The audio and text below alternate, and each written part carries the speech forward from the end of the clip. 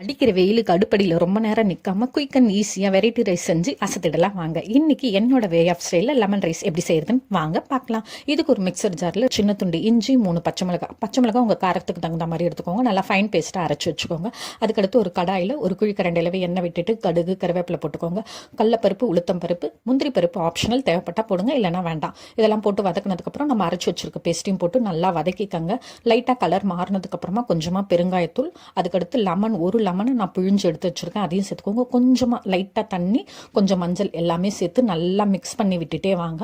நல்லா மிக்ஸ் ஆகி கொஞ்சம் கலந்து வந்ததுக்கப்புறமா வறுத்து வச்ச வேர்க்கடலையே இதில் சேர்க்குறேன். நல்லா மிக்ஸ் பண்ணிக்கிட்டே இருந்தீங்க ஒரு 3 நிமிஷத்துக்கு. அப்படின்னா கொஞ்சம் உப்புலாம் சேர்த்து மிக்ஸ் பண்ணிக்கோங்க. நம்ம போட்ட எண்ணெய்லாம் நல்லா அப்சர்வ் ஆகி திரிஞ்சு வரும், ஒட்டாமல் வரும்.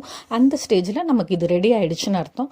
இதுக்கடுத்து நம்ம வடித்து உதிராக வச்சுருக்கிற சாதத்தை இதில் கொஞ்சம் கொஞ்சமாக மிக்ஸ் பண்ணி ரொம்ப கலராமல் ஜென்டிலாக மேலேருந்து கீழே சைட்லன்னு மாற்றி கலர்னிங்க அப்படின்னா குயிக் அண்ட் டேஸ்டியான லெமன் ரைஸ் ரெடி. ட்ராவல் டைமுக்குலாம் இது ரொம்ப எஃபெக்டிவாக இருக்கும்.